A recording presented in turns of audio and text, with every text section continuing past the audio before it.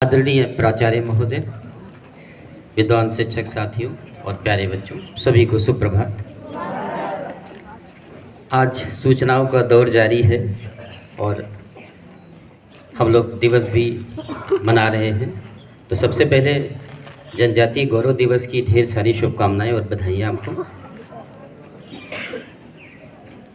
आज के दिवस पर प्रकाश डालने के लिए मैं किसी और को आमंत्रित करूंगा और फिलहाल मैं आपको कहीं और ले चलता हूँ। अक्सर इस मंच से हम सभी आपको प्रेरित करते रहते हैं, विभिन्न प्रकार के उदाहरण बताते रहते हैं। और जैसे आज का सद्विचार भी था कि अगर आप सफल होना चाहते हैं तो आपको एक सफल व्यक्ति की तरह ही सोचना पड़ेगा। तो ये सफल व्यक्ति की तरह कैसे सोचना है, गीता का ही एक श्लोक है, कर्मण्येवाधिकार रस्ते मा फलेश कदाचन। यदि मैं ठीक समझ पा रहा हूँ तो कहीं कहीं इसका अर्थ ये लिया जाता है कि कर्म करें और फल की चिंता। मेरे हिसाब से या मेरे ख्याल से, हालांकि कुछ अलग बात हो सकती है, लेकिन ये शायद वस्तुतः वैसा नहीं है कि आप कर्म करें और फल की चिंता ही ना करें। ऐसा तो फिर हो ही नहीं सकता ना। बिना फल की चिंता करें क्या वास्तव में कर्म किया जा भी सकता है? मुश्किल प्रतीत होता है, लेकिन कहीं किसी स्तर पर शायद ये संभव होगा। लेकिन शायद इसका तात्पर्य ये है कि आप यदि कर्म को ठीक से करते हैं तो चिंता करने की आवश्यकता ही नहीं है। वो कर्म आपका चेतना युक्त होना चाहिए, आपकी कॉन्शियस, आपका विवेक उसमें शामिल होना चाहिए। और ऐसी ही कुछ बातें हमारे आसपास जब होती रहती हैं, समाज में होती हैं, तो वो उदाहरण बन जाती हैं और हमारे लिए प्रेरणा का स्रोत होती हैं। ऐसी बहुत सारी चर्चाएं हम यहाँ इस मंच से लेकर के आते रहे। और चूँकि चर्चाओं का दौर जारी है तो कहीं आप असहज या थके हुए तो नहीं प्रतीत हो रहे हैं? क्या आप बैठना चाहेंगे? तो फिर खड़े रहें और ध्यान से सुनें। तो बहुत सारे उदाहरण जब हम बाहर से लाते हैं, आपको बताते हैं, तो आप निश्चित तौर पर प्रेरित होते हैं। लेकिन कितनी अच्छी बात हो अगर वो उदाहरण हमारे बीच से निकल के आए। तो आप सबको जान करके बहुत खुशी होगी कि हमारे ही बीच के आपके प्यारे भदावर सर डॉक्टर बलवंत राय भदावर जी का चयन माध्यमिक विद्यालय में प्राचार्य के पद पर अंतिम रूप से हो गया है। तो उन्हें ढेर सारी बधाइयाँ। और उनका चयन क्यों ना हो, उनकी उपलब्धियों की फहरिस्त इतनी लंबी है कि अगर हम लगातार पूरी तरीके से बताने की बात ठान लें तो निश्चित तौर पर आप जो आपने अभी कहा था ना, खड़े रहेंगे, आप ही बोलेंगे हमको बैठ जाने दो। तो खैर हम पूरी लिस्ट तो नहीं लेते। आप जानते हैं जैसे हमने संबोधित किया डॉक्टर बलवंत राय भदावर, तो इनके पास इनकी पीएचडी है।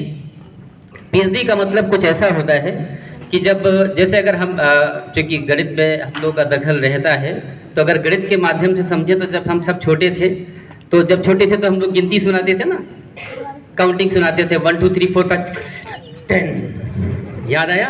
और ऐसा लगता था कि गणित खत्म। खैर फिर थोड़ी और जानकारी हुई और सीखा, और काउंटिंग कहाँ तक चली गई? 1 2 3 4 5 6 7 8 9 99 100। और लगा अब तो गणित खत्म हो ही गई। फिर पता चला अभी तो गणित शुरू ही नहीं हुई है। और होते होते फिर मुकाबला होता है, और फिर आप जब पीजी करते हैं यानी पोस्ट ग्रेजुएशन करते हैं, फ्रॉम पीजी प्ले ग्रुप से जब पोस्ट ग्रेजुएशन तक पहुंचते हैं तब पता लगता है कितना महासागर है। ऐसे हर विषय का महासागर है, और उस महासागर की एक बूंद उठा करके जब आप उसको, उस पर आपका दखल होता है, जब कुछ आप बात कह पाते हैं तो वो आपका शोध होता है, वो होती है पीएचडी। तो पीएचडी की उपलब्धि जहाँ इनके पास है, ऐसी ही ढेर सारी उपलब्धियाँ हैं। डॉक्टर साहब ने कुछ किताबों का विमोचन भी करवाया है।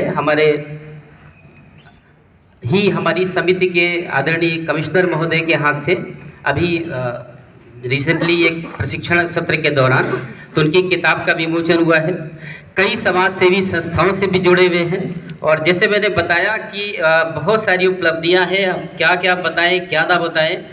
इन्होंने post graduate diploma in disaster management भी कर रखा हुआ है, और कई सारी संस्थाओं के साथ एसोसिएशन में भी है। National association of geographers India, Deccan geographical society, तो कई सारी संस्थाओं के साथ जुड़ करके काम कर रहे हैं। तो ऐसी प्रतिभा का चयन तो होना ही था। तो हमें याद रखें कि ऐसे ही हमें सोचते रहना है। अगर सफलता प्राप्त करनी है तो हमें सफल व्यक्ति की तरह से सोचना होगा।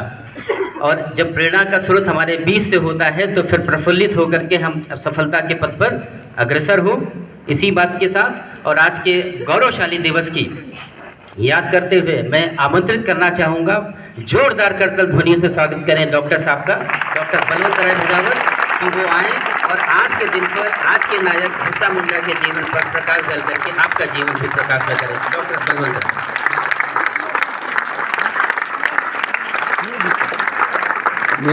शूटिंग चल रही है।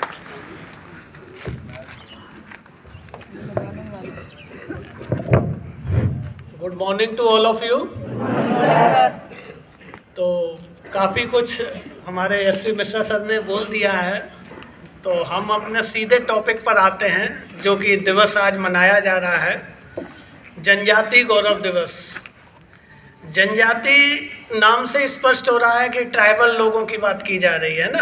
और हमारे यहाँ 8th क्लास में बच्ची अभी बताई है कि एक चैप्टर भी है, the vision of golden age, एक स्वर्ण युग की कल्पना, दीकू।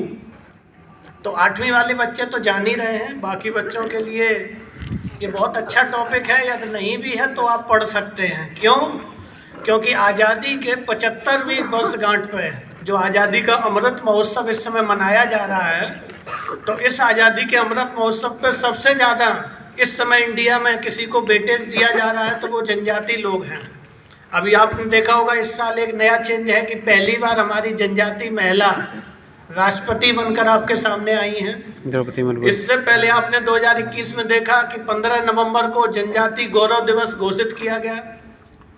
और ये प्रक्रिया अब आज से लेकर जब तक इस धरा पर जीवन रहेगा तब तक ये दिन मनाया जाता रहेगा। और क्यों मनाया जाएगा उसके भी खास कारण हैं कि जब 18वीं और 19वीं और 20वीं शताब्दी में जो लोग अंग्रेजों से लगातार लोहा ले रहे थे, उनके जीवन को यदि सुशोभित ना किया जाए तो ये हमारे इतिहास के साथ बेईमानी साबित होगा। तो हमें ये दिन और उनकी जितना उन्होंने अपने देश के ऊपर न्यौछावर किया, अपना तन मन धन सब कुछ लुटा दिया। क्यों? क्योंकि वो ये नहीं जानते थे ये क्या है, लेकिन वो बस ये जानते थे कि हमें किसी तरह स्वतंत्र रहना है।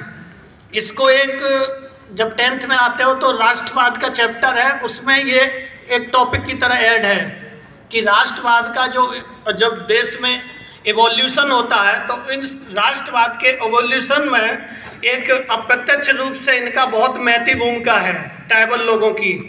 तो इनको अभी तक 74 सालों में पहले भुला दिया गया था, उनका कोई योगदान नहीं था, बस परसेंटेज के आधार पर आरक्षण को दिया जाता था, बाकी कहीं उनके चेहरे दिखते नहीं थे। लेकिन आज आप प्राइमरी सेक्टर हो, सेकेंडरी सेक्टर हो, टर्सरी सेक्टर हो, क्वार्टरनरी सेक्टर हो, क्वीनरी सेक्टर हो, सभी सेक्टर में देखेंगे जनजाति के लोग अच्छे अच्छे पदों पे विराजमान हैं और अपने देश के लिए महत्वपूर्ण योगदान दे रहे हैं और आगे भी देते रहेंगे। क्यों? क्योंकि इनकी जीवटता सदियों से इतना बेहंगम रही है कि उनकी बराबरी करना अभी आम जनमानस के लिए बहुत दूर की कौड़ी है। तो आज ये जनजाति गौरव दिवस मनाया जा रहा है, तो कुछ जनजाति नेताओं के नाम लेना चाहेंगे। जैसे नॉर्थ इंडिया से साउथ इंडिया चलें या वेस्ट से ईस्ट चलें तो हमें कुछ चीज़ें दिखेंगी। जैसे झारखंड है, वहाँ पर आपके बिरसा मुंडा जी का जन्म हुआ 1875 में, उन्होंने लीड किया स्वतंत्रता आंदोलन को अपने। उससे थोड़ा नीचे जाएँ छत्तीसगढ़ में तो वहाँ स्वतंत्रता सेनानी वीर नारायण सिंह थे, उन्होंने नेतृत्व किया। उससे थोड़ा नीचे जाएँ आंध्र प्रदेश में तो वहाँ पर अल्लूरी सीताराम राजू, और अभी आपके लिए इंटरेस्ट की बात है कि अल्लूरी सीताराम राजू पर एक फिल्म बन चुकी है जिसको कहते हैं RRR, कभी मौका मिले तो देखिएगा। ये वही अल्लूरी सीताराम है जिन्होंने अंग्रेजों की नाक में दम कर रखा था, उनको पकड़ने के लिए लाखों का इनाम घोषित किया गया था और कई सारे अंग्रेजों को उन्होंने मौत के घाट उतारा आंध्र प्रदेश के क्षेत्र में। और थोड़ा सा महाराष्ट्र की तरफ बढ़ते हैं तो रामोसी आंदोलन हो रहा है, दक्षिण में केरल की तरफ पढ़ते तो ताबड़तोड़ आंदोलन हो रहा है, नागालैंड की तरफ जाते हैं तो रानी गंडोलियू के रूप में आंदोलन हो रहा है। तो जहाँ जहाँ ट्राइबल राज्य थे वहाँ इन्होंने बहुत बढ़िया से लोहा लिया अंग्रेजों से, और उनकी उस समय नाक में दम कर रखा था। वो चाहते थे किसी तरह इनसे मुक्ति मिले, लेकिन आप जानते हो धनुष तीर की लड़ाई और गोली बारूद की लड़ाई से सामना नहीं कर सकती। तो धीरे धीरे इनको पकड़ा जाता रहा, इनको आपका पोर्ट ब्लेयर जेल में स्थापित किया जाता रहा, तो धीरे धीरे दबा दिया गया। लेकिन वही हमारे जो भूले बिसरे चेहरे हैं जो कभी हीरो हुआ करते थे, उनको अनसंग हीरो की सीरीज में आज़ादी के अमृत महोत्सव में उनकी पूरा का पूरा म्यूजियम लगाया जा रहा है। इस समय देश में 18 जनजाति म्यूजियम स्थापित किए जा चुके हैं, और जनजाति संस्कृति मंत्रालय एक डिपार्टमेंट है, वो ये चाहता है कि हर विद्यालय स्तर पर एक जनजाति का म्यूजियम बनाया जाए, उनके योगदानों की श्रृंखला बताई जाए बच्चों को, कि वो अनसंग हीरो के बारे में जाने, बाकी के बारे में तो जान ही रहे हैं। तो इस तरीके से ये जनजाति गौरव दिवस आपके जीवन में महत्वपूर्ण भूमिका अदा करता है, और आप इन नेताओं के बारे में प्रेरणा लेते रहिए, क्योंकि जीवन में वही व्यक्ति कुछ कर पाया है जिसने लीक से हटकर काम किया है। कहा भी जाता है लीक लीक कायर चले और लीक ही चले कपूत, और लीक छोड़ती नहीं चले शायर सिंह सबूत। तो इस तरीके से आपको अपनी लाइन अलग बनानी है, आपको शायर बनना है, सिंह बनना है, सपूत बनना है, तो लाइन आपको अलग करनी पड़ेगी। तो ज़्यादा ना बोलते हुए, आज आपका एग्जाम है तो आप तैयारी करिए। बस इतना ही कहना चाहेंगे अंतिम आपके आशीष वचनों के रूप में, कि जब टूटने लगे हौसले तो इतना याद रखना, जब टूटने लगे हौसले तो इतना याद रखना, बिना मेहनत के हासिल तक तो ताज नहीं होते, और ढूंढ लेते हैं अंधेरे में मंजिल अपनी, क्योंकि जुगनू रोशनी के मोहताज नहीं होते। धन्यवाद।